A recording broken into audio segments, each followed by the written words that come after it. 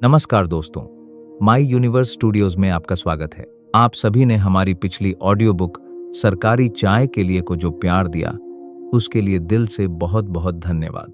दोस्तों, हमारे बहुत सारे श्रोताओं ने गोदान सुनने की फरमाइश की थी और आज हम आपकी इसी फरमाइश पर लेकर आए हैं मुंशी प्रेमचंद का कालजयी उपन्यास गोदान। यह कहानी है होरी के सपनों, संघर्ष, गरीबी, रिश्तों और उस समाज की जहां एक आम इंसान अपनी छोटी सी खुशी के लिए भी पूरी जिंदगी जूझता रहता है। तो आइए सुनते हैं होरी की जिंदगी और उसके संघर्ष की यह मार्मिक कहानी गोदान। भारतीय ग्रामीण समाज की आत्मा उसके खेतों, खलिहानों और उन किसानों के पसीने में बसती है जो दिन रात मिट्टी से सोना उगाने का प्रयास करते हैं। मुंशी प्रेमचंद का कालजयी उपन्यास गोदान इसी ग्रामीण जीवन की अत्यंत यथार्थवादी, दर्दनाक और मर्मस्पर्शी तस्वीर पेश करता है। कहानी का केंद्र बिंदु बेलारी गांव का एक साधारण और मध्यम वर्गीय किसान होरी राम है। होरी कोई साधारण नायक नहीं है, बल्कि वह भारत के उस समूचे कृषक समाज का प्रतिनिधित्व करता है जो सदियों से जमींदारी प्रथा, महाजनी शोषण, धार्मिक पाखंड और प्रशासनिक व्यवस्था की मार झेलता आ रहा है। होरी के जीवन में अभाव और दरिद्रता का साम्राज्य है, लेकिन इस तंगहाली के बीच भी उसके भीतर कुछ बहुत ही साधारण और मानवीय अभिलाषाएं जीवित हैं। एक किसान के लिए घर के द्वार पर एक पछाई या सुडौल गाय का होना केवल एक पशु का होना नहीं होता। ये उसकी सामाजिक प्रतिष्ठा, धार्मिक संतुष्टि और पारिवारिक समृद्धि का प्रतीक होता है। होरी की सबसे बड़ी अभिलाषा यह है कि उसके द्वार पर भी एक सुंदर गाय बंधे, जिसका दूध, दही उसके बच्चे पी सकें और जिसे देखकर गांव के लोग उसके गृहस्थ जीवन का सम्मान करें। बेलारी गांव अवध के अंचल में बसा एक ठेठ भारतीय गांव है, जहां की जमीन उपजाऊ तो है, लेकिन वहां के किसान हर्ण और लगान के बोझ तले दबे हुए हैं। होरी राम इसी गांव का एक किसान है, जिसकी उम्र लगभग 40-45 वर्ष की है, लेकिन निरंतर चिंता, कुपोषण और जीतोड़ मेहनत के कारण वह 50 से ऊपर का दिखाई देता है। उसके सिर के बाल पके हुए हैं, चेहरे पर झुर्रियां हैं और शरीर पर केवल एक फटा हुआ कुर्ता और धोती है। होरी का स्वभाव सीधा, धर्मभीरू और अत्यधिक नम्र है।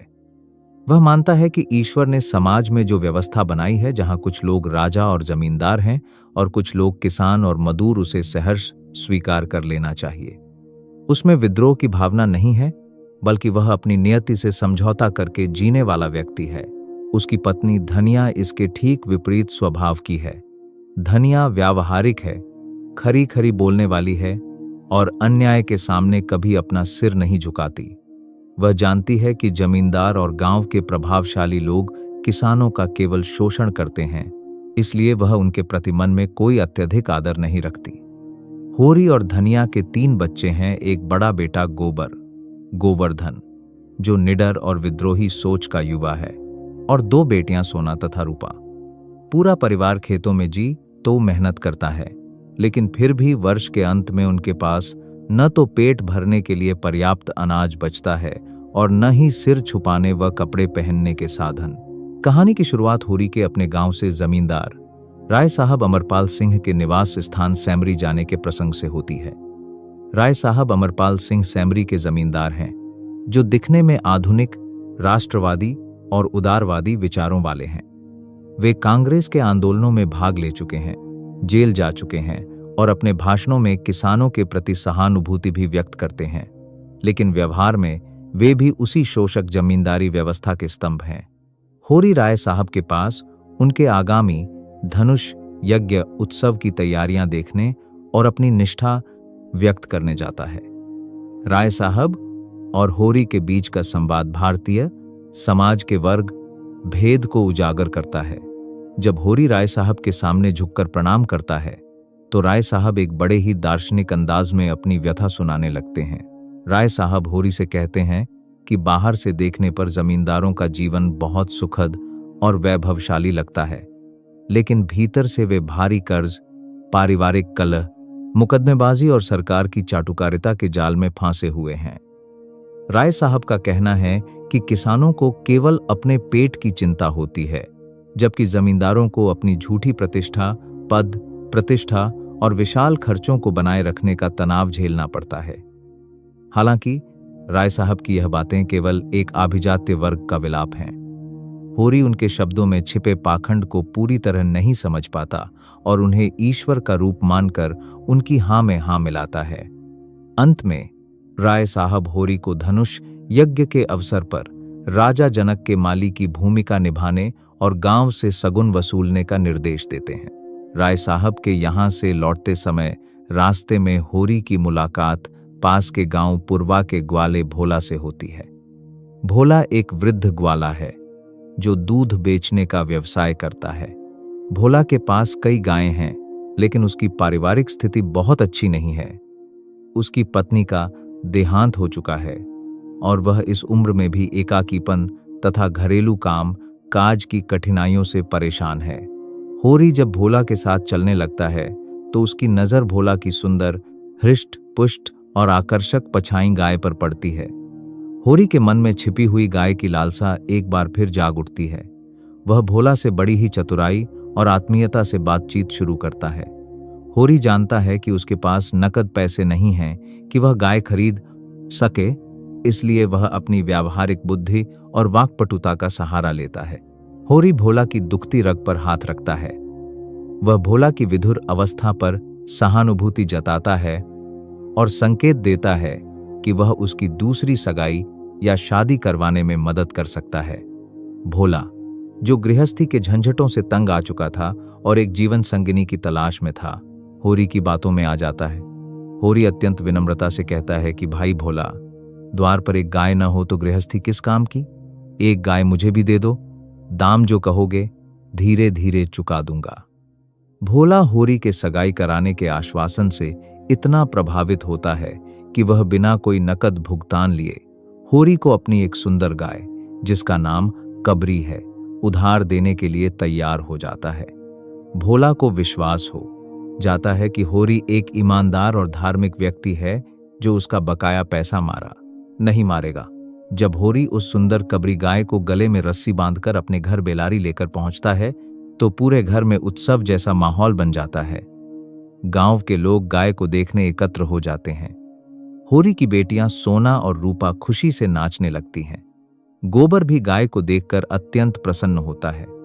होरी गर्व और आत्मसंतोष के साथ गाय को अपने द्वार की थान पर बांधता है।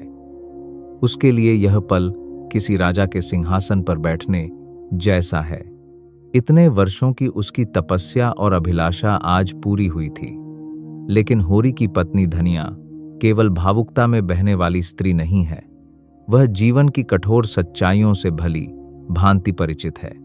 जब वह देखती है कि होरी बिना पैसे दिए उधार पर गाय लाया है तो उसके मन में आशंका उत्पन्न होती है। धनिया जानती है कि जब घर में अपने खाने के लिए अनाज नहीं है तो गाय के लिए सानी, पानी और भूसे का प्रबंध कहां से होगा। धनिया होरी से पूछती है कि गाय का सौदा किस शर्त पर हुआ है। जब होरी बताता है कि उसने भोला को सगाई का झांसा दिया है और पैसे बाद में देने का वादा किया है तो धनिया उसे सचेत करती है। धनिया को डर है कि यह उधार अंततः उनके लिए एक नया आर्थिक संकट खड़ा कर देगा। फिर भी एक स्त्री और गृहिणी होने के नाते वह भी द्वार पर गाय के आने की आंतरिक खुशी को पूरी तरह छिपा नहीं पाती और गाय की पूजा करके उसे हरा चारा खिलाती है। होरी के द्वार पर गाय का बंधना केवल उसके परिवार के लिए ही नहीं बल्कि पूरे गांव के लिए एक बड़ी घटना बन जाता है। भारतीय ग्रामीण जीवन में जहां एक ओर आत्मीयता होती है, वहीं दूसरी ओर ईर्ष्या और द्वेष की गहरी जड़ें भी होती हैं। होरी के दो छोटे भाई हैं, हीरा और शोभा। दोनों अपने परिवारों के साथ होरी से अलग रहते हैं। यद्यपि तीनों भाइयों का बंटवारा हो चुका था, लेकिन पारिवारिक संबंध बहुत मधुर नहीं थे।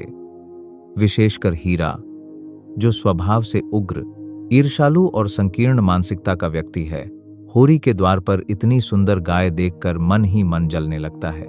हीरा को लगता है कि होरी ने अकेले ही कोई बड़ी संपत्ति हासिल कर ली है या जमींदार की चाटुकारिता करके यह लाभ उठाया है। वह इसे अपनी हीनता के रूप में देखता है। हीरा की पत्नी पुन्नी भी धनिया और उसके परिवार से ईर्ष्या करती है। गांव के अन्य लोग भी अलग अलग प्रतिक्रियाएं देते हैं। पंडित दाता दीन और लाला, पटवारी जैसे लोग भी होरी की इस नई समृद्धि को संदेह की नज़र से देखते हैं। ग्रामीण समाज का यह कड़वा सच यहाँ उभर कर आता है कि कोई भी व्यक्ति अपने पड़ोसी या भाई को स्वयं से आगे बढ़ते हुए देखना नहीं चाहता। होरी, जो अपने भाइयों से अत्यधिक प्रेम करता है और उनके प्रति उदार दृष्टिकोण रखता है, हीरा के मन में पनप रहे इस जहर से पूरी तरह अनजान है।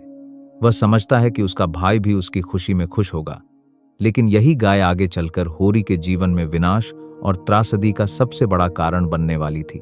गोदान के इस शुरुआती घटनाक्रम में प्रेमचंद ने बड़ी ही सूक्ष्मता से भारतीय किसान के जीवन की मूलभूत आकांक्षाओं और उसकी लाचारियों को रेखांकित किया है। होरी का गाय लाना केवल एक आर्थिक या व्यावहारिक लेन देन नहीं है, बल्कि उसके आत्मसम्मान की अभिव्यक्ति है। यहाँ एक तरफ राय साहब जैसे शोषक वर्ग का झूठा पाखंड दिखाई देता है, तो दूसरी तरफ भोला और होरी जैसे साधारण ग्रामीण वर्ग की आपसी जरूरतें और भावनाएं। लेकिन इस खुशी के पीछे आने वाले भीषण तूफान की आहट सा सुनाई देती है कर्ज का बढ़ता बोझ, पारिवारिक ईर्ष्या और सामाजिक व्यवस्था की संवेदनहीनता। होरी के घर गाय के आने से जो थोड़ी बहुत खुशी और उमंग छाई थी, वह बहुत दिनों तक टिक नहीं सकी।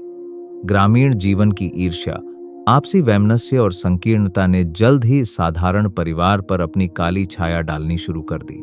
होरी अपनी सहज उदारता और सीधेपन के कारण यह समझ ही नहीं पाया कि उसकी यही खुशी उसके अपनों की आंखों में खटकने लगी है। विशेष रूप से उसका छोटा भाई हीरा, जिसके मन में होरी के प्रति बचपन से ही एक दबी हुई कुंठा और प्रतिद्वंद्विता की भावना थी, इस नई गाय को देखकर भीतर ही भीतर सुलग रहा था। हीरा को लगता था कि होरी ने जमींदार राय साहब की चाटुकारिता करके या अपने भाइयों को धोखे में रखकर यह संपत्ति हासिल की है। उसकी पत्नी पुन्नी भी इस आग में घी डालने का काम कर रही थी। दूसरी ओर घर के भीतर आर्थिक तंगी अपना विकराल रूप दिखा रही थी। गाय को द्वार पर बांध तो लिया गया था, लेकिन उसके खान पान और पानी का प्रबंध करना होरी के लिए पहाड़ तोड़ने जैसा सिद्ध हो रहा था। खेतों से अनाज की जो उपज होती थी, उसका बड़ा हिस्सा महाजनों के ब्याज और जमींदार के लगान में चला जाता था। ऐसे में गाय के लिए भरपेट भूसे का इंतजाम करना भारी पड़ रहा था। होरी ने इस संकट से निकलने के लिए भोला से फिर संपर्क किया। भोला भी अकेलेपन और अपनी गृहस्थी की समस्याओं से परेशान था। होरी ने भोला की मदद के बहाने उससे 3 खांचे भूसा उधार लिया। इसी भूसे को लेने और भोला की मदद करने के सिलसिले में होरी अपने युवा बेटे गोबर को भोला के गांव पुरवा भेजता है। पुरवा जाने की यह साधारण सी घटना कहानी में एक नया और तूफानी मोड़ लेकर आती है। जब गोबर भोला के घर पहुंचता है, तो वहां उसकी मुलाकात भोला की विधवा बेटी झुनिया से होती है। झुनिया का पति मुंबई में मजदूरी करता था, जहां एक दुर्घटना में उसकी मृत्यु हो चुकी थी। वह अपने पिता के घर लौट आई थी, लेकिन वहां भी उसे उपेक्षा और अकेलेपन का सामना करना पड़ रहा था। झुनिया बेहद चंचल, निडर और आकर्षक युवती थी, जबकि गोबर एक स्वाभिमानी, विद्रोही और ऊर्जा से भरा हुआ नवयुवक था। पहली ही मुलाकात में दोनों के बीच एक अनजाना आकर्षण पनपने लगता है। झुनिया के भीतर छिपी हुई स्त्री सुलभ आकांक्षाएं और गोबर का युवा मन एक दूसरे के करीब आने लगते हैं। गोबर, जो अपने पिता होरी की अति सहनशीलता और दब्बू स्वभाव से हमेशा चिढ़ता था, झुनिया के सामने अपने विचार खुलकर रखता है। दोनों के बीच बातों ही बातों में हंसी, मजाक और आत्मीयता बढ़ती है। यह मुलाकात केवल एक साधारण बातचीत नहीं थी, बल्कि यह बेलारी और पुरवा के 2 परिवारों के भविष्य को पूरी तरह बदलने वाली घटना की शुरुआत थी। इसी बीच बेलारी गांव में एक भयानक हादसा घटित होता है, जो होरी के जीवन की नींव हिला देता है। एक रात जब पूरा गांव सो रहा था, हीरा चुपके से होरी के द्वार पर आता है। उसके मन में जल रही ईर्ष्या की आग इतनी भयानक हो चुकी थी कि उसने इंसानियत और भाईचारे के सारे नाते ताक पर रख दिए थे। हीरा जहरीला महुआ लेकर आता है और होरी की प्रिय कबरी गाय को खिला देता है। सुबह होने से पहले ही गाय तड़प तड़प कर दम तोड़ देती है। जब होरी और धनिया सुबह उठकर देखते हैं, तो गाय के मुंह से झाग निकल रहा था और वह निर्जीव पड़ी थी। घर में कोहराम मच जाता है। होरी की बेटियां सोना और रूपा फूट फूट कर रोने लगती हैं। धनिया का दिल बैठ जाता है। होरी स्तब्ध रह जाता है। जिस गाय को वह अपने जीवन की सबसे बड़ी उपलब्धि मान रहा था, वह इस तरह असमय चली जाएगी, इसकी कल्पना उसने कभी नहीं की थी। लेकिन दुख की इस घड़ी में भी होरी का धर्मभीरू और उदार मन अपने भाई को बचाने की सोचता है। होरी को पूरा संदेह था कि यह काम हीरा का ही है, क्योंकि रात में उसने हीरा को गाय के थान के पास टहलते देखा था। लेकिन होरी अपने भाई का नाम लेकर उसे संकट में नहीं डालना चाहता था। धनिया, जो स्वभाव से निडर और सत्यवादी थी, इस अधर्म को सहन नहीं कर सकी। उसने भरे गांव के सामने चिल्ला कर कहना शुरू कर दिया कि यह नीच काम हीरा का ही है और उसने ईर्ष्या में आकर बेजुबान पशु की हत्या की है। गांव में तहलका मच जाता है। गो हत्या को हिंदू समाज में महापाप माना जाता था।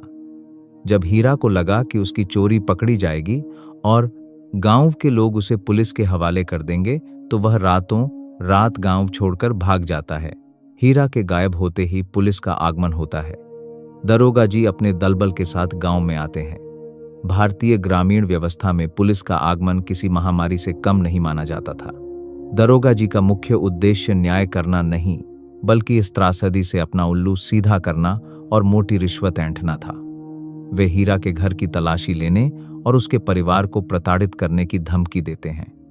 होरी को लगता है कि अगर उसके भाई के घर की तलाशी हुई और पुलिस ने उसके परिवार को बेइज्जत किया, तो उनके खानदान की मर्यादा धूल में मिल जाएगी। होरी अपने भाई की प्रतिष्ठा बचाने के लिए दरोगा जी के सामने गिड़गिड़ाता है। गांव के पंडित दाता दीन और लाला पटवारी भी इस बहती गंगा में हाथ धोने से पीछे नहीं हटते। वे होरी को डराते हैं कि पुलिस पूरे परिवार को जेल भेज देगी। अंततः होरी पुलिस का मुंह बंद करने के लिए दरोगा को 50 रुपए की रिश्वत देने पर तैयार हो जाता है। लेकिन होरी के पास तो एक भी रुपया नकद नहीं था। इस रिश्वत की रकम को चुकाने के लिए उसे गांव के महाजन से भारी ब्याज दर पर कर्ज लेना पड़ता है। जिस भाई ने उसकी गाय को जहर दिया, उसी भाई की इज्जत बचाने के लिए होरी खुद को कर्ज के ऐसे कुचक्र में धकेल देता है जहां से निकलना उसके लिए असंभव हो जाता है। धनिया होरी के इस कदम का कड़ा विरोध करती है। वह होरी को स्पष्ट कहती है कि जिस पापी ने बेजुबान की जान ली, उसे सजा मिलनी चाहिए, उसके लिए खुद को कर्ज में डुबोना मूर्खता है। लेकिन होरी अपनी परंपरावादी सोच और पारिवारिक मर्यादा के मोहजाल से बाहर नहीं निकल पाता। वह धनिया की एक नहीं सुनता और दरोगा को पैसे देकर मामला रफा दफा करवाता है। गाय की मौत और पुलिस के कांड के बाद होरी की आर्थिक स्थिति अत्यंत दयनीय हो जाती है। एक तरफ भोला का गाय का बकाया पैसा सिर पर लटक रहा था, तो दूसरी तरफ दरोगा को देने के लिए लिया गया नया कर्ज और उसका बढ़ता हुआ ब्याज।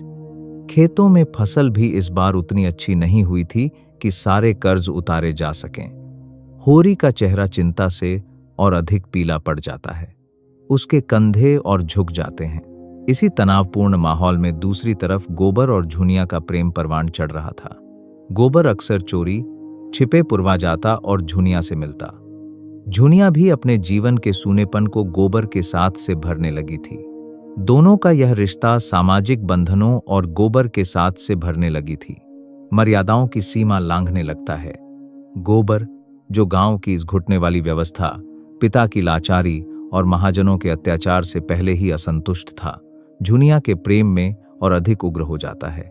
वह जानता था कि एक विधवा के साथ उसका यह संबंध समाज कभी स्वीकार नहीं करेगा, लेकिन उसमें इस रूढ़िवादी समाज से टकराने का दुस्साहस था।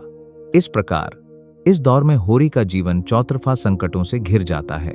एक तरफ बेजुबान गाय की हत्या का आघात, दूसरी तरफ अपने ही भाई का विश्वासघात, तीसरी तरफ पुलिस और महाजनों का शोषण और पृष्ठभूमि में पनपता गोबर तथा झुनिया का अवैध संबंध, जो आने वाले समय में एक नए और बड़े सामाजिक तूफान का संकेत दे रहा था। होरी की सादगी और धार्मिकता ही उसकी सबसे बड़ी कमजोरी बन चुकी थी, जिसका फायदा गांव का हर शोषक वर्ग उठा रहा था। होरी के जीवन में छाए आर्थिक और पारिवारिक संकट के बीच गोबर और झुनिया का प्रेम एक ऐसे बिंदु पर पहुंच जाता है जहां से वापसी का कोई रास्ता नहीं बचता। झुनिया गर्भवती हो जाती है। यह बात जब गोबर को पता चलती है तो वह भीतर से बुरी तरह डर जाता है।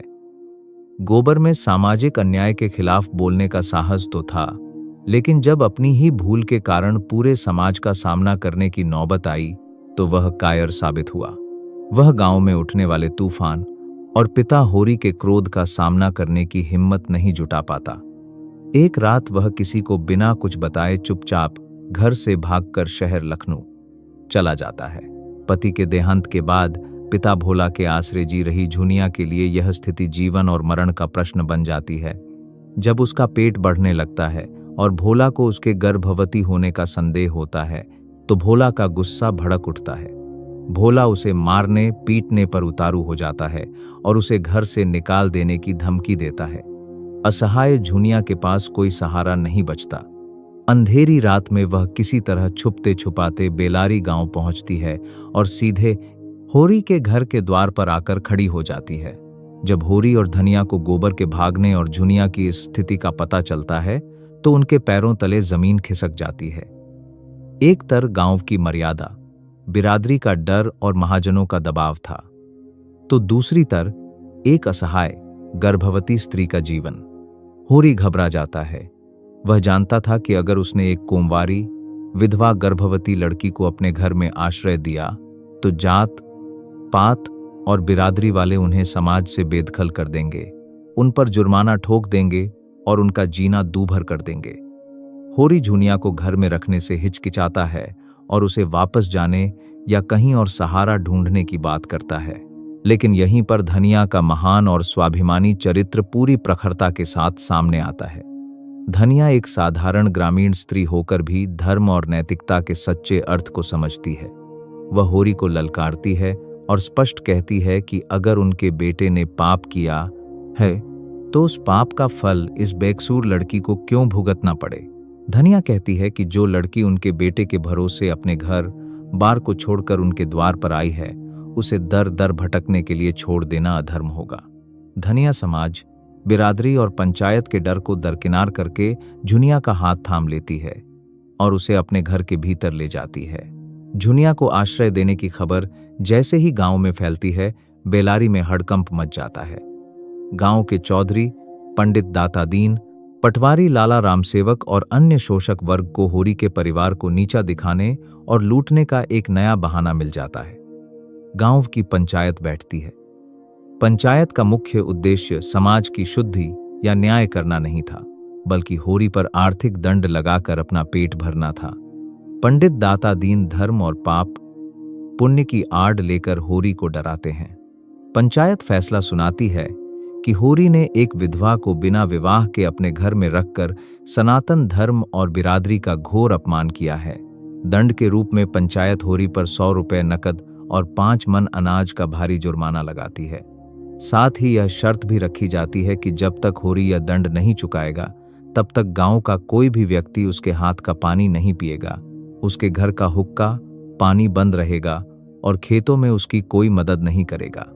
होरी पहले ही कर्ज के बोझ तले दबा हुआ था। 100 रुपए की नकद राशि और 5 मन अनाज देने का अर्थ था घर के बच्चों का निवाला छीनना और आने वाले कई सालों के लिए भूखमरी की आग में कूद जाना। होरी पंचायत के आगे नतमस्तक हो जाता है। वह सामाजिक बहिष्कार के डर से कांप उठता है। वह अपनी जमीन, अपने अनाज का आखिरी दाना और घर के बर्तन तक गिरवी रखकर पंचायत का दंड चुकाने की तैयारी करने लगता है। लेकिन धनिया इस अन्याय के सामने झुकने से साफ मना कर देती है। वह पंचों को ललकारते हुए कहती है कि जब उनके घर में खाने को दाना नहीं था तब कोई पंच मदद करने नहीं आया था, लेकिन आज जब एक बेसहारा लड़की उनके द्वार आई है तो सब धर्म के ठेकेदार बन गए हैं। धनिया की यह निडरता पंचों को और अधिक हिंसक बना देती है, लेकिन होरी अपनी दब्बू सोच के कारण धनिया को शांत करा देता है और कर्ज लेकर पंचायत का जुर्माना भरता है। जुर्माना चुकाने के बाद होरी का परिवार पूरी तरह कंगाल हो जाता है। घर में एक दाना अनाज नहीं बचता। होरी, धनिया और उसकी बेटियां भूखे पेट सोने को मजबूर हो जाती हैं। इसी बीच झुनिया एक सुंदर बालक को जन्म देती है। घर में बच्चे के जन्म की थोड़ी खुशी तो होती है, लेकिन उस मासूम का स्वागत करने के लिए घर में ढकी हुई छत और 2 वक्त की रोटी भी नहीं थी। दूसरी ओर कहानी का शहरी पक्ष शुरू होता है। लखनऊ भाग कर गया गोबर वहां अपनी आजीविका चलाने के लिए मजदूरी ढूंढने लगता है। गांव के सीधे, साधे और अनुशासित वातावरण से निकलकर शहर की आपाधापी, स्वार्थ और आर्थिक विषमता के बीच पहुंचना गोबर के लिए एक नया अनुभव था। शहर में उसकी मुलाकात तरह तरह के लोगों से होती है। उसे एक छोटी सी नौकरी मिलती है और वह धीरे धीरे शहर की चालाकी, व्यापार और पैसे कमाने के तरीके सीखने लगता है। शहर में आकर गोबर के भीतर का देहातीपन कम होने लगता है और वह अधिक व्यावहारिक व स्वार्थी बनने लगता है। हालांकि उसके मन में झुनिया और अपने बच्चे का ख्याल रह रहकर आता रहता है। इसी समानांतर धारा में शहर के उच्च वर्गीय समाज का जीवन भी सामने आता है।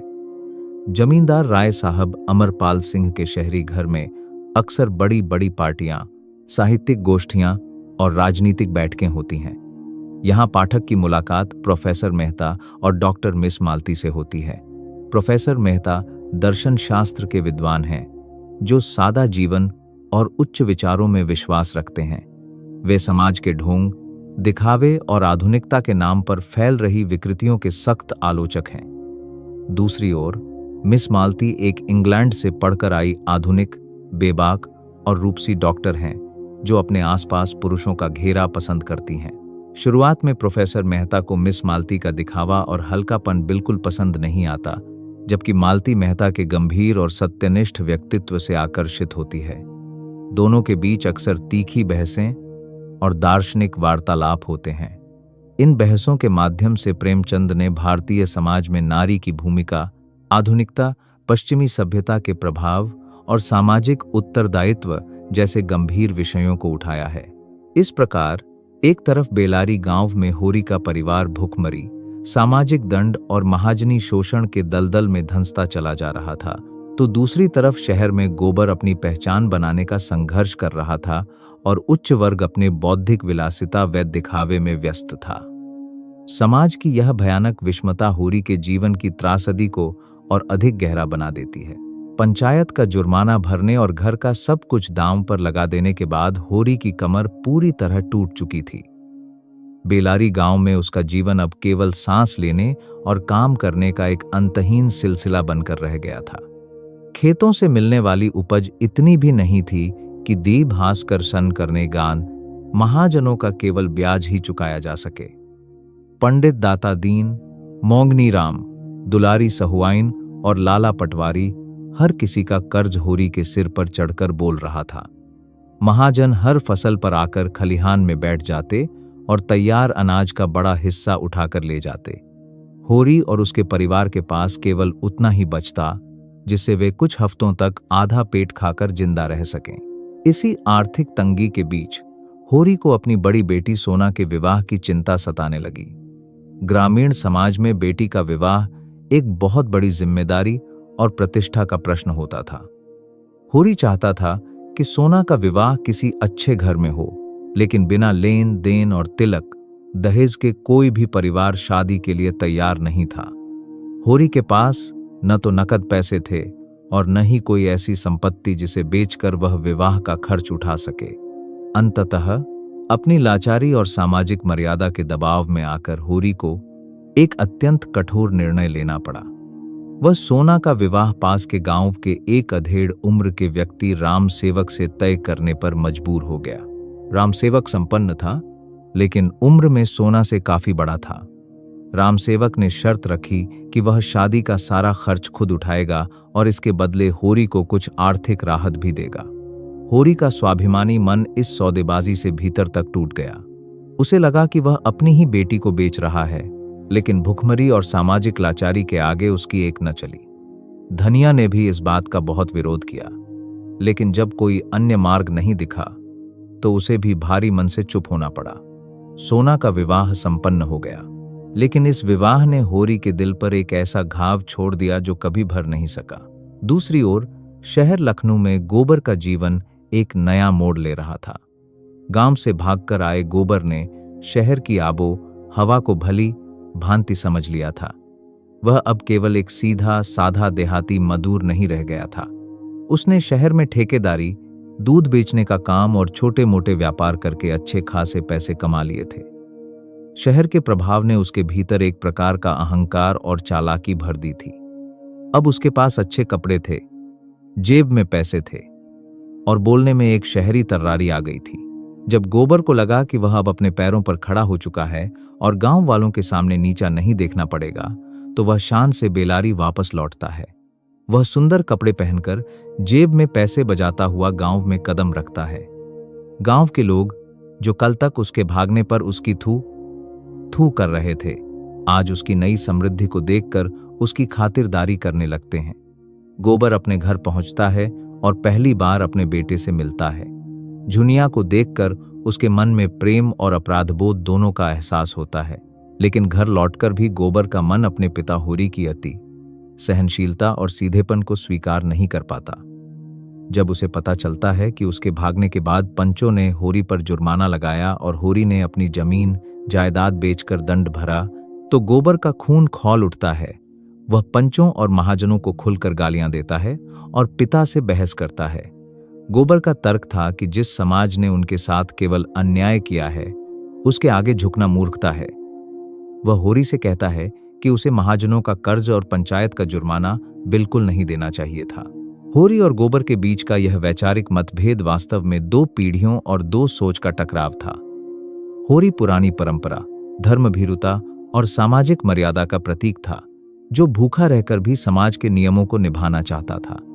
इसके विपरीत गोबर आधुनिक, व्यावहारिक और विद्रोही युवा सोच का प्रतीक था, जो अन्याय के खिलाफ आवाज उठाना जानता था और परंपराओं की बल्ली चढ़ने को तैयार नहीं था।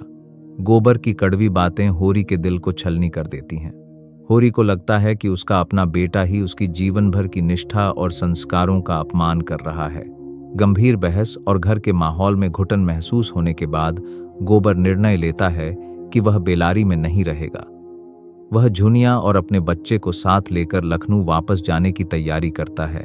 धनिया और होरी का दिल अपने पोते और बेटे को फिर से दूर जाते देखकर बैठ जाता है, लेकिन गोबर किसी की नहीं सुनता। वह झुनिया और बच्चे को लेकर शहर चला जाता है।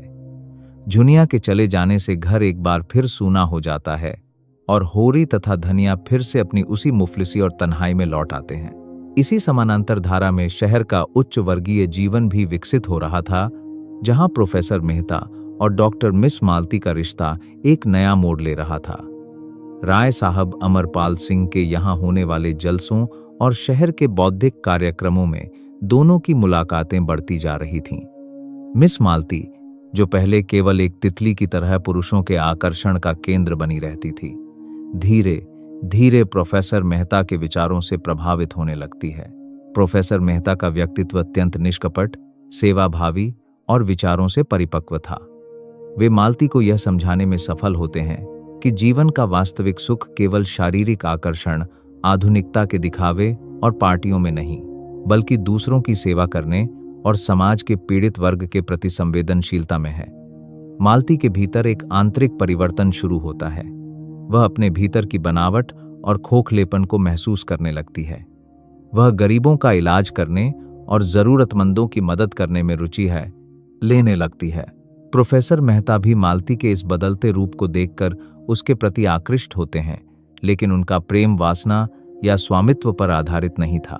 वे एक ऐसा जीवन साथी चाहते थे जो उनके सामाजिक और नैतिक आदर्शों में उनका साथ दे सके। इसी दौरान राय साहब के परिवार में भी कई राजनीतिक और आर्थिक उलझनें पैदा होती हैं। काउंसिल के चुनावों में अपनी जमींदारी और प्रतिष्ठा को बचाए रखने के लिए राय साहब के परिवार के हैं और सादी हारेने और साथ ही साहब को पानी की तरह पैसा बहाना पड़ता है। वे बाहर से जितने ठाठ बाट में दिखाई देते थे, भीतर से उतने ही खोखले और कर्ज में डूबते जा रहे थे। गांव में होरी की स्थिति दिन ब दिन और दयनीय होती जा रही थी। सोना के विवाह के बाद घर में केवल छोटी बेटी रूपा बची थी।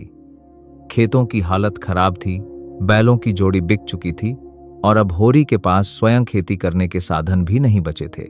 उसे अपने ही खेतों में मजदूरी करने या दूसरों के यहाँ काम ढूंढने पर मजबूर होना पड़ रहा था।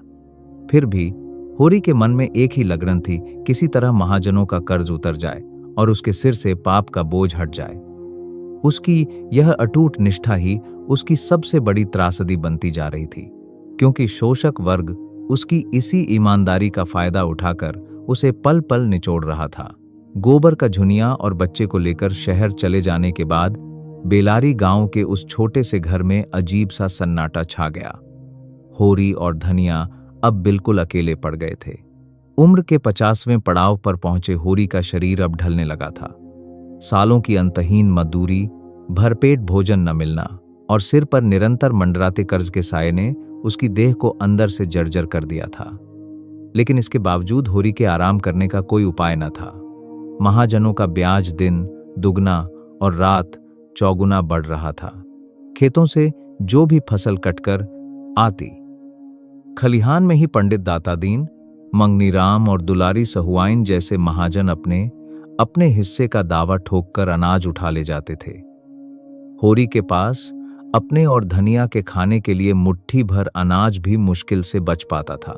इसी बीच गांव में मंदी और आर्थिक तंगी का प्रकोप और गहरा हो जाता है। होरी के पास खेतों में जोतने बोने के लिए न तो बीज के पैसे थे और न ही बैलों की जोड़ी। मजबूरी में होरी को अपने ही खेतों का मालिकाना हक छोड़कर एक तरह से बटाईदार या मजदूर की स्थिति में आना पड़ता है। पंडित दातादीन का चालाक और शोषक बेटा मातादीन अब होरी के खेतों पर हावी होने लगता है। दातादीन और मातादीन ने होरी की बेबसी का पूरा फायदा उठाया। उन्होंने होरी को खेती के लिए थोड़े बहुत पैसे और बीज दिए, लेकिन शर्त यह रखी कि फसल का आधा हिस्सा वे ले जाएंगे और साथ ही होरी को उनके खेतों में भी बिना किसी दिहाड़ी के काम करना होगा। होरी अपनी धर्म भीरुता और सीधेपन के कारण इस बेगार को भी अपना भाग्य मानकर स्वीकार कर लेता है।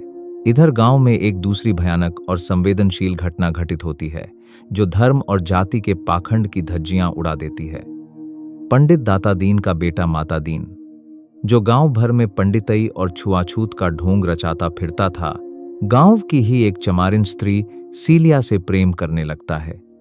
सीलिया मातादीन के खेतों में काम करती थी और उससे सच्चा प्रेम करती थी।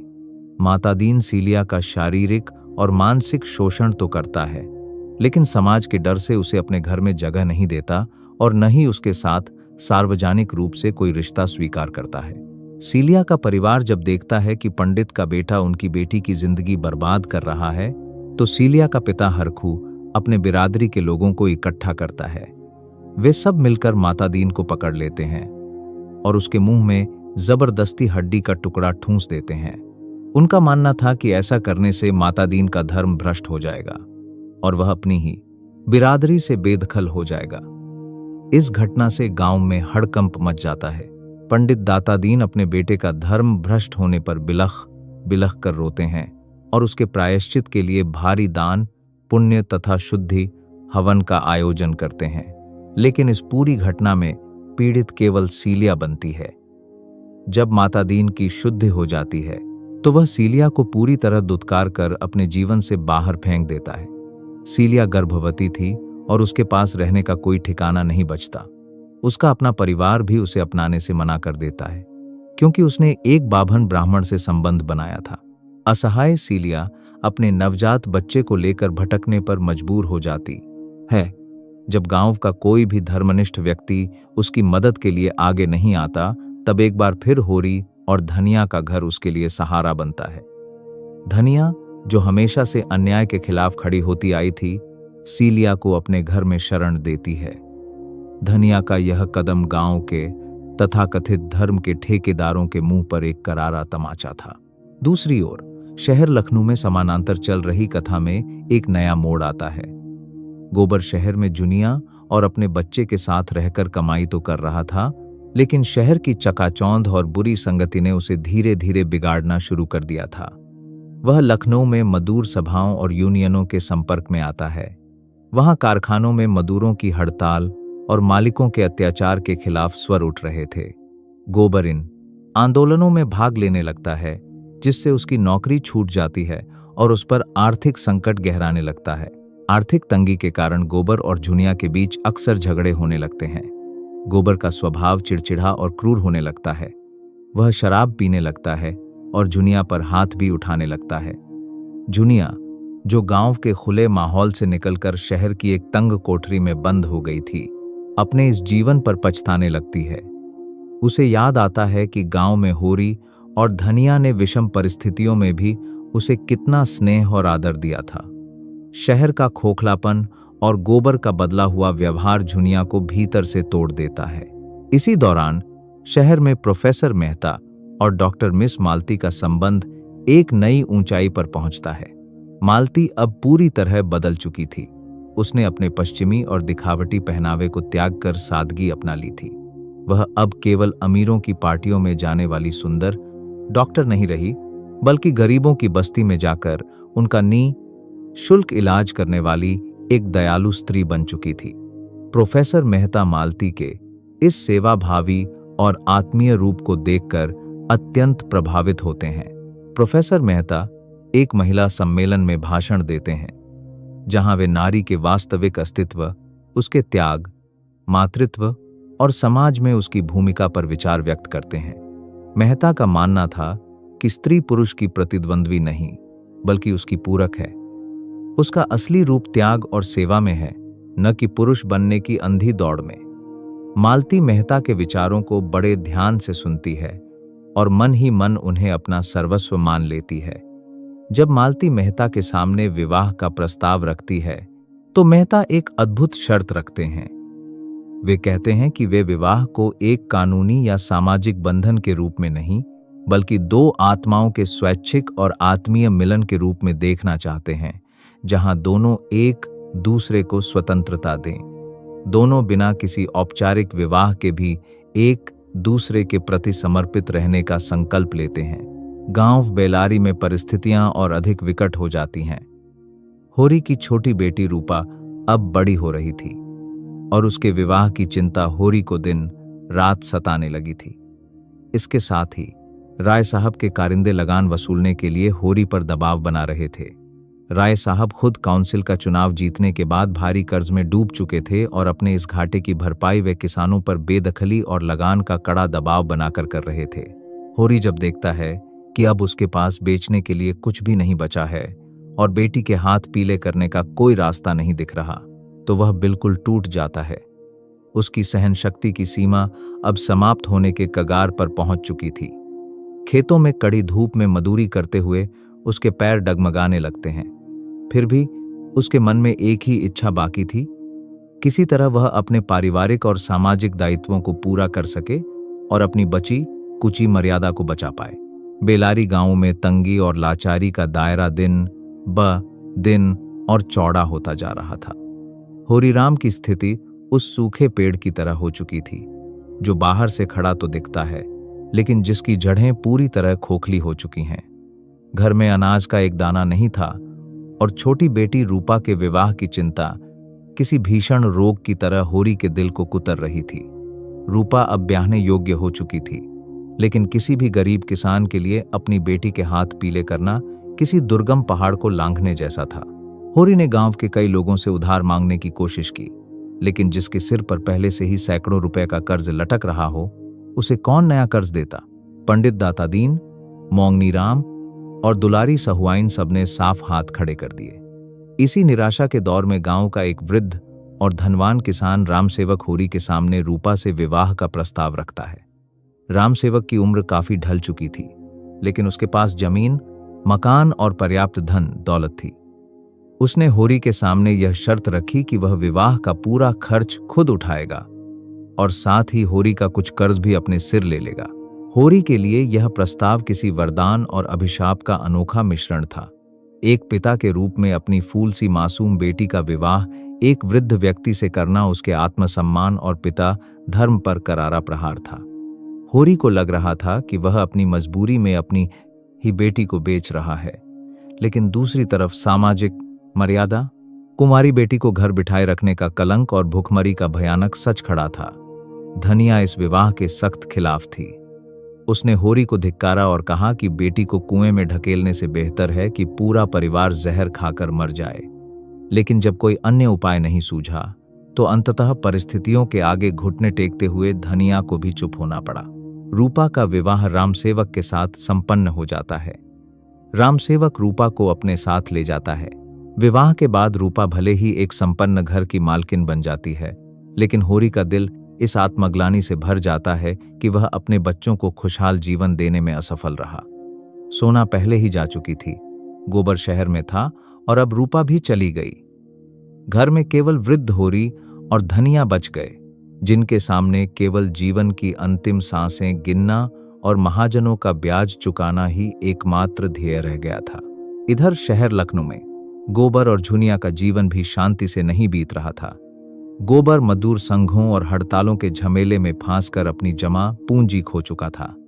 नौकरी छूट जाने और नियमित आय न होने के कारण उनके घर में रोज रोज के झगड़े आम बात हो गए थे। गोबर का व्यवहार उग्र हो गया था और वह अपनी हताशा मिटाने के लिए शराब के नशे में डूबने लगा था। झुनिया, जो गांव के कष्टों से भागकर शहर में सुख की तलाश में आई थी, अब खुद को एक नई तरह की जेल में महसूस कर रही थी। शहर का यह आर्थिक दबाव और पारिवारिक कलह उन दोनों के रिश्तों में कड़वाहट भर देता है। हालांकि संकट की इस घड़ी में गोबर के भीतर छिपा हुआ पारिवारिक दायित्व का एहसास पूरी तरह मरा नहीं था। उसे रह रहकर अपने वृद्ध माता पिता और गांव में छोड़े गए अपने कर्तव्यों का ध्यान आता था।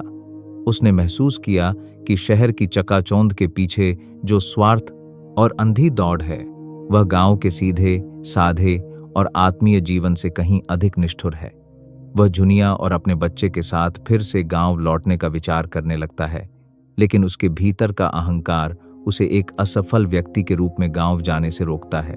दूसरी ओर शहर के उच्च वर्गीय समाज में भी उथल पुथल मची हुई थी।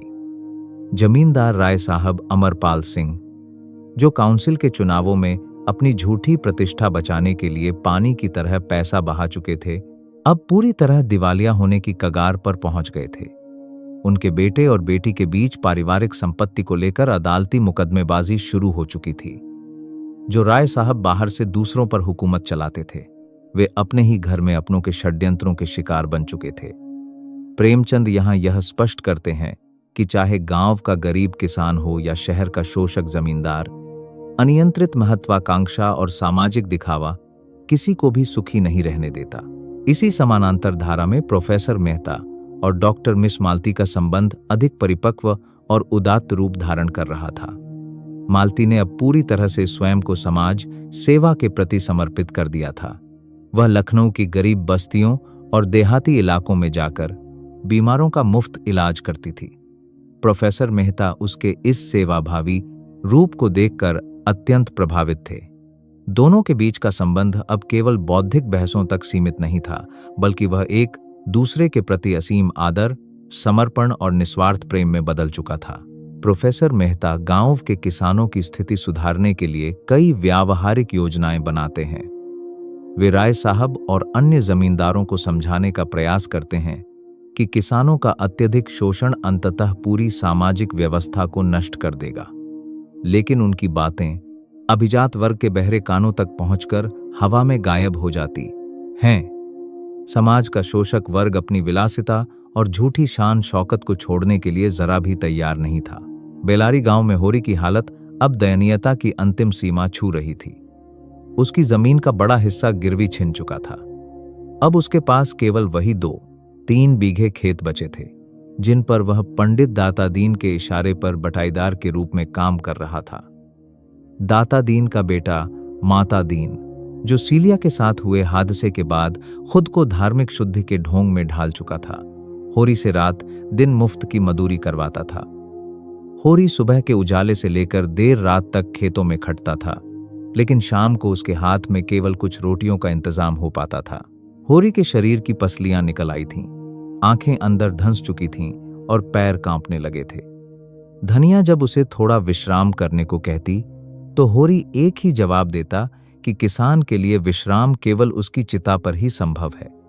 जब तक शरीर में प्राण है, तब तक कर्ज चुकाना और पेट के लिए खटना ही उसकी नियति है। होरी का यह अटूट विश्वास और कर्मठता ही उसकी सबसे बड़ी त्रासदी बन चुकी थी, क्योंकि उसकी इसी ईमानदारी और धर्मभीरुता का फायदा उठाकर गांव के महाजन उसे तिल तिल करके मार रहे थे। रूपा के विवाह और घर से बच्चों के चले जाने के बाद बेलारी गांव में होरी और धनिया की जिंदगी एक ठहराव में आ गई थी। लेकिन यह ठहराव किसी सुकून का नहीं, बल्कि आने वाले भयावह तूफान से पहले का सन्नाटा था। होरी के जीवन का एकमात्र लक्ष्य अब किसी भी तरह महाजनों के कर्ज से मुक्ति पाना रह गया था। उसकी जमीन का बड़ा हिस्सा छिन चुका था और जो थोड़ा बहुत बचा था उस पर पंडित दाता दीन का अधिकार जमा हुआ था। होरी अब केवल अपने खेतों का नाम मात्र का स्वामी रह गया था। असल में वह पंडित दाता दीन और माता दीन का एक बंधुआ मजदूर बनकर रह गया था। सुबह तड़के सूरज निकलने से पहले होरी खेत पर पहुंचता और देर रात तक बिना विश्राम किए काम करता। भोजन के नाम पर उसे केवल चने का सत्तू या सूखी रोटियां और नमक नसीब होता। उसकी काया सूखकर ढांचा बन चुकी थी, चेहरा कांतिहीन हो गया था और हाथ पैरों की नसें बाहर उभर आई थीं। धनिया जब भी उसे थोड़ा आराम करने की सलाह देती तो होरी हंसकर अपनी पीड़ा छिपा लेता और कहता कि किसान के लिए आराम का अर्थ केवल उसकी मृत्यु है। जब तक सांस चल रही है तब तक हल चलाना और कर्ज चुकाना ही उसका धर्म है। इसी बीच गांव में एक नई प्रशासनिक हलचल शुरू होती है। जमींदार राय साहब अमरपाल सिंह के कारिंदे और तहसील के अमीन गांव में बकाया लगान और सरकारी करों की वसूली के लिए आ धमके। राय साहब स्वयं लखनऊ के चुनावों में पानी की तरह पैसा बहाने के बाद भारी कर्ज में डूब चुके थे और अपने इस घाटे की भरपाई वे अपने किसानों से सख्ती से लगान वसूल करके कर रहे थे। अमीन ने गांव में आकर मुनादी करवा दी कि जिन किसानों का लगान बकाया है उनकी बची कुछ जमीन और घर के बर्तन भांडे नीलाम कर दिए जाएंगे। यह खबर होरी के लिए किसी वज्रपात से कम नहीं थी। होरी के पास लगान चुकाने के लिए एक भी नया पैसा नहीं था। उसने अमीन और पटवारी के आगे बहुत गिड़गिड़ाया, अपने बुढ़ापे और लाचारी की दुहाई दी, लेकिन प्रशासनिक व्यवस्था की संवेदनहीनता के सामने उसकी एक न चली। गांव के अन्य किसान भी इसी मार से कराह रहे थे, लेकिन संगठित न होने के कारण वे चुपचाप इस शोषण को सहने पर मजबूर थे। होरी को लगा कि अब उसका अंतिम सहारा उसकी बची कुची जमीन भी उसके हाथों से निकल जाएगी। दूसरी ओर शहर लखनऊ में समानांतर चल रही कहानी में गोबर के जीवन में एक बड़ा बदलाव आता है। शहर में मजदूर संगठनों की हड़ताल और कारखानों की तालाबंदी के कारण गोबर की स्थिति भी दयनीय हो चुकी थी। नौकरी छूट जाने से झुनिया और बच्चे का पेट भरना मुश्किल हो गया था। रोज के तानों और गरीबी से तंग आकर गोबर ने महसूस किया कि शहर का जो आकर्षण उसे गांव से खींच कर लाया था वह केवल एक छलावा था। शहर में पैसे की कद्र थी, लेकिन आत्मीयता, सहानुभूति और मानवीय मूल्यों का पूरी तरह अभाव था। गोबर के भीतर का अभिमान धीरे धीरे पिघलने लगा। उसे अपने वृद्ध माता पिता की याद सताने लगी, जिन्हें वह विषम परिस्थितियों में अकेला छोड़कर भाग आया था। जब झुनिया ने उसे समझाया कि शहर की इस अनिश्चित जिंदगी से बेहतर है कि वे गांव वापस लौट चलें और अपने खेतों में मेहनत करें, तो गोबर तैयार हो गया।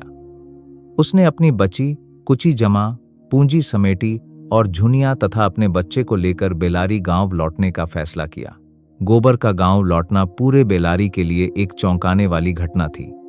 गांव वालों को लगा था कि गोबर शहर में पूरी तरह बिगड़ चुका होगा, लेकिन जब उसने गांव में कदम रखा तो उसके तेवर बदल चुके थे। यद्यपि उसके पास बहुत धन नहीं था, लेकिन शहर के अनुभवों ने उसे काफी चतुर और निर्भीक बना दिया था। वह जब अपने जर्जर घर पहुंचा और अपने माता पिता की दयनीय हालत देखी तो उसका दिल पसीज गया। होरी और धनिया अपने बेटे, बहू और पोते को वापस अपने द्वार पर देखकर फूले नहीं समाये। गरीबी की मार झेल रहे उस छोटे से घर में एक बार फिर अपनों के आने से थोड़ी सी खुशी और गर्माहट लौट आई। लेकिन गोबर का गांव में रुकना आसान नहीं था। गांव के महाजन और पंडित दाता दीन गोबर के लौटते ही अपनी उधारी की वसूली के लिए होरी के द्वार पर चढ़ाए। दाता दीन ने गोबर को डराने की कोशिश की और कहा कि उसके पिता पर सैकड़ों रुपए का कर्ज बकाया है, जिसे अब गोबर को चुकाना होगा। लेकिन गोबर अब पहले वाला सीधा साधा देहाती गोबर नहीं रह गया था। उसने शहर में कानून और मजदूरों के अधिकारों की बातें सीखी थीं। गोबर ने पंडित दाता दीन को साफ लहजे में ललकारा और महाजनों के ब्याज के काले हिसाब किताब पर सवाल उठाए। उसने पंचों और दाता दीन को चुनौती दी कि वे अदालत में चलें और कागजात दिखाएं कि होरी ने वास्तव में कितना मूलधन लिया था और उस पर कितना ब्याज लगाया गया है। गोबर की इस निडरता और तीखे तर्कों से पंडित दाता दीन और लाला पटवारी सन्न रह गए। गांव के इतिहास में पहली बार किसी गरीब किसान के बेटे ने शोषक वर्ग की आंखों में आंखें डालकर बात करने का दुस्साहस किया था। गोबर के इस रुख से होरी बहुत घबरा गया। होरी की धर्म भीरू और परंपरावादी सोच अभी भी उसे यही सिखाती थी कि महाजनों का कर्ज न चुकाना पाप है और ऐसा करने से परलोक बिगड़ जाएगा। होरी ने गोबर को डांटा और शांत रहने को कहा। होरी का मानना था कि भले ही वे भूखे मर जाएं, लेकिन किसी का कर्ज मारकर अपनी ईमानदारी पर दाग नहीं लगाएंगे। होरी और गोबर के बीच का यह संवाद वास्तव में दो पीढ़ियों के दृष्टिकोण का अंतर प्रस्तुत करता है। एक तरफ होरी की आत्मघाती ईमानदारी और अंधभक्ति थी, तो दूसरी तरफ गोबर का आधुनिक, यथार्थवादी और विद्रोही दृष्टिकोण। गांव में माहौल तनावपूर्ण हो गया। गोबर समझ गया कि गांव की यह व्यवस्था बिना संघर्ष के बदलने वाली नहीं है। उसने फैसला किया कि वह अपने पिता के कर्ज का बोझ हल्का करने के लिए खुद कड़ी मेहनत करेगा। उसने गांव में ही दूध का छोटा मोटा कारोबार शुरू करने और खेतों में दिन रात पसीना बहाने की योजना बनाई। झुनिया भी धनिया के साथ घर गृहस्थी के कामों में हाथ बटाने लगी। इस प्रकार इस चरण में होरी के टूटते जीवन में बेटे का आगमन आशा की एक धुंधली किरण लेकर आता है। लेकिन महाजनों का फैलाया हुआ कर्ज का जाल इतना विशाल और गहरा हो चुका था कि उसमें से निकलना केवल हाड़ तो मेहनत से संभव नहीं दिख रहा था। व्यवस्था की क्रूरता, अकाल की मार और होरी का ढलता स्वास्थ्य एक ऐसी भयावह त्रासदी का संकेत दे रहे थे जिससे निपटना अब गोबर के साहस के बस से भी बाहर होता जा रहा था। बेलारी गांव की आबो हवा अब भारी और घुटन भरी हो चुकी थी। गोबर के लौटने और महाजनों को चुनौती देने से कुछ समय के लिए होरी के परिवार को मानसिक राहत जरूर मिली थी, लेकिन गांव के शोषक वर्ग ने इस अपमान को आसानी से भूलने नहीं दिया। पंडित दाता दीन, लाला पटवारी और दुलारी सहुआइन ने आपस में हाथ मिला लिया था। वे जानते थे कि अगर होरी के परिवार को सबक नहीं सिखाया गया तो गांव के अन्य गरीब किसान भी सिर उठाने लगेंगे और महाजनी व्यवस्था का किला ढह जाएगा। दाता दीन और पटवारी ने षड्यंत्र रचकर होरी पर कानूनी और सामाजिक शिकंजा कसना शुरू कर दिया। उन्होंने होरी की बची कुची जमीन पर कड़कती बेदखली का नोटिस भिजवा दिया। जो खेत कभी होरी के पुरखों के थे और जिनके कण कण को उसने अपने पसीने से सींचा था, अब वे कागजों पर नीलामी के कगार पर पहुंच चुके थे। होरी इस झटके को बर्दाश्त नहीं कर पा रहा था। एक किसान के लिए उसकी जमीन केवल आजीविका का साधन नहीं होती, वह उसका स्वाभिमान, उसकी पहचान और उसकी मां के समान होती है। जमीन छिन जाने की आशंका ने होरी को मानसिक रूप से पूरी तरह तोड़ दिया। इधर गोबर ने गांव में दूध बेचने और छोटे मोटे व्यापार से जो पैसे कमाने की कोशिश की थी, उसमें भी गांव के प्रभावशाली लोगों ने अड़ंगे डालने शुरू कर दिए। महाजनों ने गांव के अन्य लोगों को डराया, धमकाया कि कोई भी गोबर से दूध न खरीदे और न ही उसके साथ कोई लेन देन रखे। गोबर का विद्रोही स्वभाव इस सामाजिक घेराबंदी के आगे छटपटाने लगा। उसने समझ लिया कि गांव की यह सड़ी गली व्यवस्था इतनी आसानी से बदलने वाली नहीं है। शहर में मजदूरों के साथ जो शोषण होता था वह कम से कम नग्न और सीधा था, लेकिन गांव में धर्म, जाति और आत्मीयता के नकाब के पीछे जो शोषण चल रहा था वह कहीं अधिक घातक था। इसी बीच शहर लखनऊ में समानांतर चल रही कथा अपने चरमोत्कर्ष की ओर बढ़ रही थी। जमींदार राय साहब अमरपाल सिंह का साम्राज्य पूरी तरह बिखर चुका था। काउंसिल का चुनाव जीतने के बाद भी राय साहब को कोई वास्तविक खुशी नसीब नहीं हुई। कर्ज के भारी बोझ, पारिवारिक मुकदमों और बेटों के विद्रोह ने उनके जीवन को नरक बना दिया था। उनका बड़ा बेटा उनके खिलाफ मुकदमों में खड़ा था और बेटी अपने मनमाफिक विवाह करके अलग हो चुकी थी। जो राय साहब कभी शोषितों पर राज करते थे, वे अब अपने ही महल में अकेले और निराश बैठे थे। प्रेमचंद यहाँ यह यथार्थ उजागर करते हैं कि अन्याय और शोषण पर बनी सुख सुविधा का अंत अंततः आत्म विनाश ही होता है। दूसरी तरफ प्रोफेसर मेहता और डॉक्टर मिस मालती का जीवन एक आदर्श और सेवाभावी मोड़ ले चुका था। मालती अब पूरी तरह बदल चुकी थी। उसने अपने अंदर के आभिजात्य अहंकार को पूरी तरह त्याग दिया था और लखनऊ की तंग बस्तियों के गरीबों, कुष्ठ रोगियों और बेसहारों की सेवा में रात दिन एक कर दिया था। प्रोफेसर मेहता उसके इस निस्वार्थ रूप को देखकर उसके प्रति अगाध आदर से भर गए थे। दोनों ने बिना किसी पारंपरिक वैवाहिक बंधन या खोखले आडंबर के एक दूसरे के प्रति समर्पित रहकर समाज कल्याण के लिए जीवन जीने का संकल्प लिया। मेहता और मालती को जब राय साहब और देहाती किसानों की इस दयनीय स्थिति का पता चला तो वे स्वयं बेलारी गांव का दौरा करने आते हैं। प्रोफेसर मेहता गांव के किसानों की स्थिति अपनी आंखों से देखना चाहते थे ताकि वे सरकार और समाज के सामने उनकी समस्याओं को रख सकें। जब वे बेलारी पहुंचते हैं तो होरी और धनिया की हालत देखकर स्तब्ध रह जाते हैं। जिस किसान के पास पेट भरने को अन्न नहीं था, वह भी अतिथियों का आदर सत्कार करने में अपनी पूरी सामर्थ्य लगा देता है। प्रोफेसर मेहता होरी के घर ठहरते हैं और उसकी निष्ठा, धर्मभीरुता और कठोर परिश्रम को देखकर भावुक हो उठते हैं। मेहता होरी से पूछते हैं कि जब महाजन उस पर इतना अत्याचार करते हैं तो वह उनका विरोध क्यों नहीं करता। होरी अत्यंत सहजता से उत्तर देता है कि हुजूर, यह सब हमारे पिछले जन्मों का पाप है। ईश्वर ने उन्हें मालिक बनाया है और हमें मजदूर, तो हम अपनी नियति से कैसे लड़ सकते हैं। होरी का यह उत्तर सुनकर प्रोफेसर मेहता सोच में पड़ जाते हैं। वे समझ जाते हैं कि भारतीय किसान का सबसे बड़ा शत्रु केवल बाहरी शोषक ही नहीं, बल्कि उसके भीतर बसा यह अंधविश्वास और नियतिवाद भी है, जिसने उसे सदियों से मानसिक रूप से गुलाम बना रखा है। मालती गांव की स्त्रियों से मिलती है और धनिया, झुनिया व सीलिया के दुखों को सुनती है। मालती धनिया के अदम्य साहस और न्यायप्रियता को देखकर दंग रह जाती है।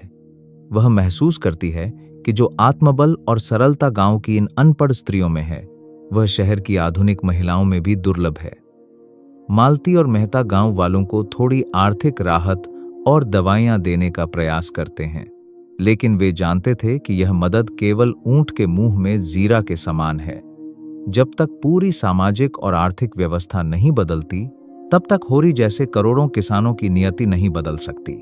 मेहता और मालती के जाने के बाद बेलारी गांव में एक बार फिर वही मुफलिसी और अवसाद का दौर लौट आता है। अकाल और सूखे की मार से इस बार की फसल भी पूरी तरह तबाह हो जाती है। खेत में जो थोड़ा बहुत अनाज हुआ था, उसे भी पटवारी और जमींदार के कारिंदे उठाकर ले जाते हैं। घर में अनाज का एक भी दाना नहीं बचता।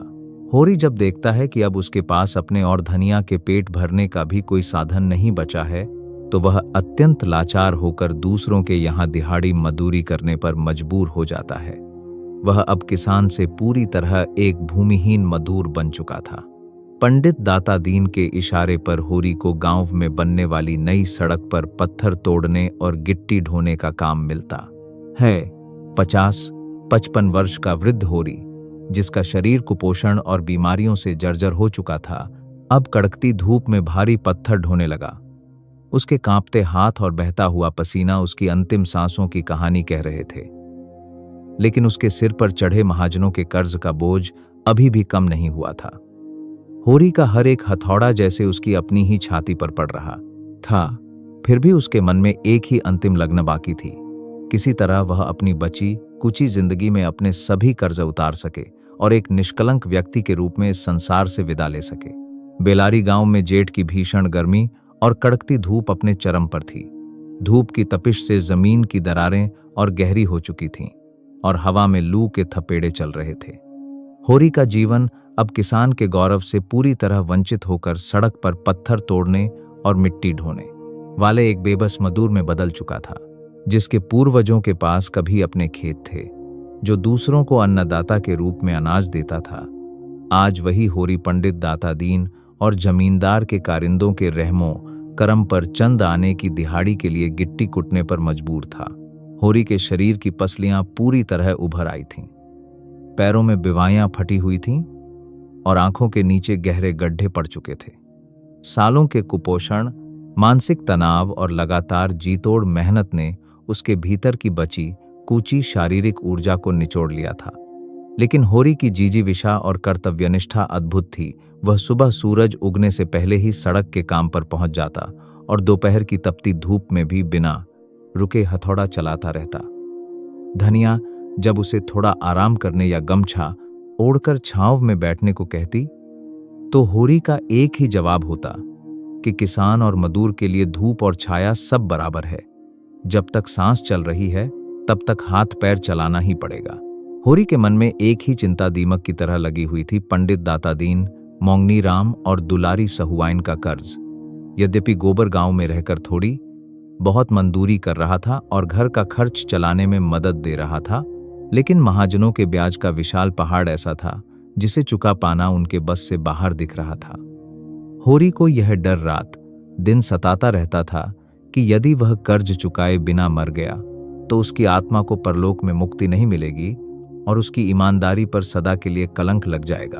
उसी कड़कती धूप वाले दिन दोपहर के समय जब तापमान अपने उच्चतम स्तर पर था, होरी सड़क पर भारी पत्थर उठाकर गाड़ी पर लाद रहा था। अचानक उसके सिर में तेज दर्द और चक्कर आने की अनुभूति हुई। उसकी आंखों के सामने अंधेरा छाने लगा। लू के थपेड़ों ने उसके शरीर का सारा पानी सोख लिया था। होरी ने खुद को संभालने की कोशिश की, अपने जर्जर हाथों से गाड़ी का पहिया पकड़ा, लेकिन उसका शरीर अब और साथ देने को तैयार नहीं था। एक गहरी आह के साथ होरी जमीन पर गिर पड़ा। वह बेहोश हो चुका था। लू की मार ने उसके जर्जर शरीर को ढहा दिया था। सड़क पर काम कर रहे अन्य मजदूर और गांव के लोग भागकर उसके पास पहुंचे।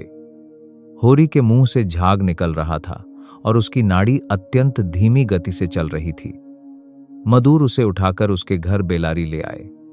जैसे ही धनिया ने होरी को इस हालत में देखा, उसके पैरों तले जमीन खिसक गई। वह चीख पुकार मचाते हुए होरी के सिर को अपनी गोद में रखकर रोने लगी। गोबर, झुनिया और गांव के अन्य लोग भी एकत्र हो गए। होरी का शरीर बर्फ की तरह ठंडा पड़ता जा रहा था और सांसें उखड़ रही थीं। धनिया ने बदहवास होकर होरी की छाती पर हाथ रखा और उसके मुंह में पानी की बूंदें डालने की कोशिश की। होरी ने धीरे से अपनी पलकें खोलीं। उसकी धुंधली आंखों में जीवन का अंतिम प्रकाश टिमटिमा रहा था। उसने धनिया, गोबर और अपने आसपास खड़े लोगों की तरफ देखा। उसकी भाषा बंद हो चुकी थी, लेकिन उसकी आंखों में असीम करुणा, लाचारी और विदा लेने का भाव था। वह कुछ बोलना चाहता था, अपने परिवार से कुछ कहना चाहता था, लेकिन उसके गले से केवल एक घुरघुराहट की आवाज निकल पा रही थी। गांव में खबर फैलते ही पंडित दाता दीन भी होरी के द्वार पर आ पहुंचे। दाता दीन को होरी के स्वास्थ्य की चिंता नहीं थी, बल्कि उन्हें इस बात की चिंता थी कि यदि होरी बिना गोदान किए मर गया तो उनके धर्म शास्त्रों के अनुसार उसकी आत्मा प्रेत योनि में भटकेगी और गांव पर पाप चढ़ेगा। दाता दीन ने धनिया से कहा कि होरी अब अंतिम सांसें ले रहा है, इसका अंत समय निकट है। शास्त्र के अनुसार इसके हाथ से गाय का दान, गोदान करवा दो, तभी इसकी आत्मा को शांति मिलेगी और यह बैकुंठ में प्रवेश कर सकेगा। दाता दीन की यह बात सुनकर धनिया का हृदय फट गया। जिस होरी ने जीवन भर अपने द्वार पर एक सुंदर गाय बांधने का सपना देखा था, जिसके लिए उसने अपनी पूरी जिंदगी दांव पर लगा दी, आज उसी होरी के अंतिम क्षणों में गोदान करने के लिए घर में एक बछिया तक नहीं थी। धनिया जानती थी कि घर में न तो कोई गाय है, न अनाज का एक दाना और न ही एक नया पैसा। धनिया उठी और रोते बिलखते हुए घर के भीतर गई। वह एक छोटे से मिट्टी के आले में रखे अपनी जमा पूंजी के कुल 20 आने, 1 रुपया 4 आने के सिक्कों को ढूंढकर बाहर ले आई। ये 20 आने पैसे धनिया ने कठिन परिश्रम करके, धागा काटकर और दूसरों के काम करके आने वाले संकटों के लिए बचाकर रखे थे। धनिया ने कांपते हाथों से वे 20 आने के सिक्के पंडित दाता दीन की हथेली पर रख दिए। उसके आंखों से आंसुओं की धारा बह रही थी। उसने भरे गले और करुण स्वर में दाता दीन से कहा, महाराज, घर में न गाय है, न बछिया, न पैसा। यही 20 आने पैसे हैं, यही इनका गोदान है। धनिया के ये शब्द केवल एक लाचार स्त्री का विलाप नहीं थे, बल्कि वे पूरे भारतीय समाज, धार्मिक पाखंड, जमींदारी प्रथा और महाजनी शोषण व्यवस्था पर एक करारा थप्पड़ थे। दाता दीन ने वे सिक्के अपनी मुट्ठी में भींच लिए। इधर होरी के प्राण पखेरु उड़ चुके थे। होरीराम का वह जर्जर शरीर, जिसने जीवन भर अन्याय, गरीबी और अपमान सहते हुए भी अपनी ईमानदारी का परचम लहराया था, अब शांत हो चुका था।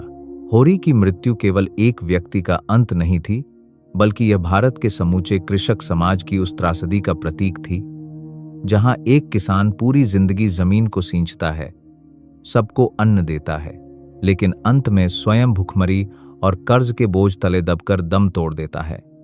उसकी जीवन भर की निष्ठा और धर्म भीरुता ही उसकी सबसे बड़ी हत्यारा सिद्ध हुई थी।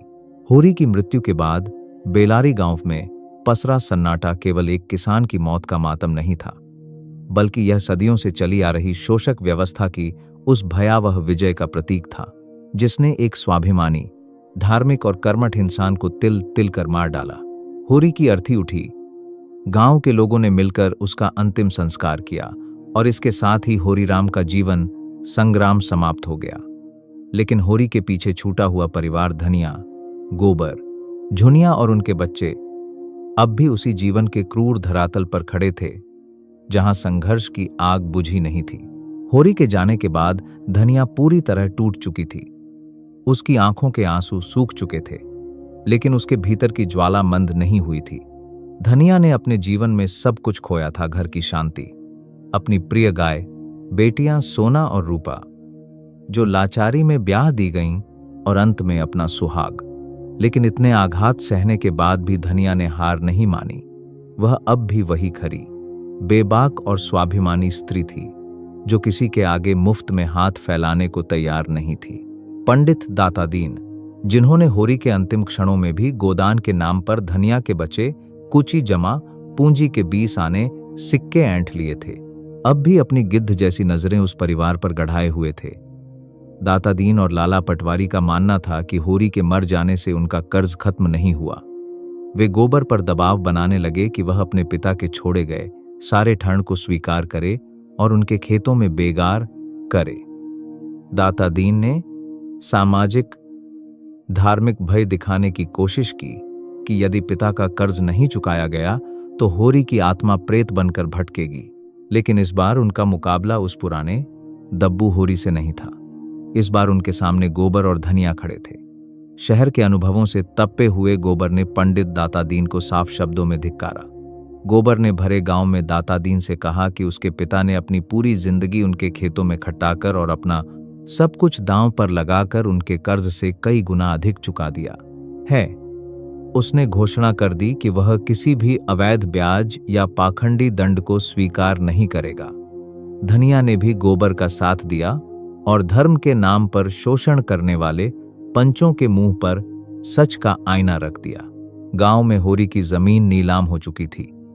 अब उस परिवार के पास अपनी कहलाने वाली 1 इंच जमीन भी नहीं बची थी। जो होरी जीवन भर किसान होने के गौरव के लिए मरता रहा, उसका परिवार अब पूरी तरह भूमिहीन मजदूर बन चुका था।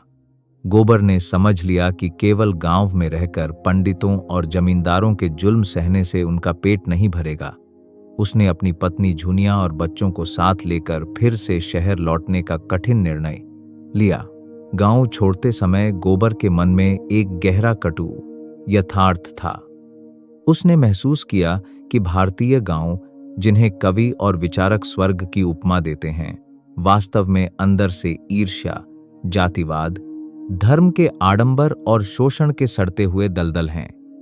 शहर में भी मजदूरों का शोषण होता है, लेकिन वहां की हकीकत नग्न और स्पष्ट है। वहां धर्म या आत्मीयता का नकाब पहनकर पीठ में छुरा नहीं घोंपा जाता। गोबर अपने परिवार के साथ लखनऊ चला गया ताकि कारखानों में मजदूरी करके अपने बच्चों को भूखमरी से बचा सके। पीछे बेलारी में धनिया अकेली रह गई। उसने अपने बेटे के साथ शहर जाने से मना कर दिया था। उस बूढ़ी स्त्री के लिए बेलारी केवल एक गांव नहीं था। वहां उसकी जवानी की यादें, होरी के पसीने की गंध और उसकी जीवन भर की तपस्या बिखरी हुई थी। धनिया ने तय किया कि वह गांव में ही रहकर मजदूरी करेगी और अपनी बची कुची जिंदगी स्वाभिमान के साथ जिएगी। सीलिया, जिसे समाज ने ठुकरा दिया था, धनिया के साथ ही रही। 2 असहाय और शोषित स्त्रियां, एक वृद्ध ब्राह्मणी जैसी तेजस्विनी धनिया और दूसरी दलित सीलिया, एक दूसरे का सहारा बनकर उस क्रूर समाज के बीच जीने लगीं। दूसरी ओर शहर लखनऊ में उच्च वर्गीय समाज की नियति भी अपने मुकाम पर पहुंच चुकी थी। जमींदार राय साहब अमरपाल सिंह का पतन पूरा हो चुका था। काउंसिल के चुनावों में जमींदारी बचाने के चक्कर में वे इतने भारी कर्ज में डूब गए थे कि उनकी जमींदारी नीलाम हो गई। उनके अपने बच्चों ने संपत्ति के लिए उन पर मुकदमे ठोक दिए थे। जो राय साहब कभी बड़ी बड़ी बातें करते थे, वे अब एक अकेले, पराजित और थके हुए इंसान बनकर रह गए थे। प्रेमचंद यहाँ दिखाते हैं कि शोषण पर आधारित जमींदारी प्रथा का अंत केवल किसानों के लिए ही नहीं, बल्कि स्वयं जमींदारों के लिए भी आत्मविनाशकारी सिद्ध हुआ। इसके विपरीत प्रोफेसर मेहता और डॉक्टर मिस मालती का जीवन एक नया और सार्थक अर्थ प्राप्त कर चुका था। मालती ने अपनी चमक धमक वाली पुरानी शैली को पूरी तरह छोड़कर गरीबों की सेवा में अपना जीवन समर्पित कर दिया था। वह लखनऊ की मलिन बस्तियों में जाकर मुफ्त इलाज करती और बेसहारों का सहारा बनती। प्रोफेसर मेहता और मालती ने बिना किसी खोखले विवाह आडंबर के एक दूसरे के विचारों और स्वतंत्रता का सम्मान करते हुए निस्वार्थ प्रेम और सामाजिक सेवा का मार्ग चुना। वे समाज के उस बौद्धिक वर्ग का प्रतिनिधित्व करते थे जो केवल बातें नहीं करता, बल्कि धरातल पर उतरकर बदलाव लाने का प्रयास करता है। गोदान उपन्यास का यह अंतिम भाग भारतीय समाज की दो धुरियों, ग्रामीण त्रासदी और शहरी आधुनिकता का अंतिम लेखा जोखा प्रस्तुत करता है। होरी का जीवन एक महाकाव्यात्मक त्रासदी है। उसकी सबसे बड़ी अभिलाषा द्वार पर एक गाय बांधना कभी पूरी नहीं हो सकी, और जब अंत समय आया तो गोदान के नाम पर उसके परिवार से उसका अंतिम रुपया भी छीन लिया गया। होरी का गोदान कोई धार्मिक पुण्य कार्य नहीं था, वह तो भारतीय महाजनी व्यवस्था, धार्मिक पाखंड और प्रशासनिक क्रूरता द्वारा एक गरीब किसान की बोटी बोटी नोच लेने का प्रतीक था। मुंशी प्रेमचंद का यह कालजयी उपन्यास इस कड़वे सच पर जाकर समाप्त होता है कि जब तक समाज से शोषक और शोषित का भेद समाप्त नहीं होता, जब तक किसान को उसकी मेहनत का वाजिब हक नहीं मिलता, और जब तक धर्म के नाम पर पाखंड चलता रहेगा, तब तक देश का हर होरी इसी तरह घुट घुट कर मरता रहेगा और हर धनिया इसी तरह व्यवस्था के आगे छाती पीटती रहेगी। होरी की मृत्यु एक अंत नहीं, बल्कि आने वाली पीढ़ियों के लिए एक चेतावनी और क्रांति का आह्वान है, जिसे गोबर जैसे युवाओं ने अपनी आंखों में आक्रोश बनकर साफ साफ महसूस किया था। तो दोस्तों, उम्मीद है गोदान की यह कहानी आपको पसंद आई होगी। अगर कहानी अच्छी लगी हो तो वीडियो को लाइक करें और माय यूनिवर्स स्टूडियोज को सब्सक्राइब करना न भूलें। कमेंट में बताइए कि अगली कौन सी किताब आप सुनना चाहते हैं। साथ ही यह भी बताइए कि आप हमें किस शहर, राज्य या देश से सुन रहे हैं। आपकी फरमाइश और आपका प्यार ही हमें अगली कहानी चुनने की प्रेरणा देता है। सुनते रहिए, जुड़े रहिए और अपना ख्याल रखिए। धन्यवाद।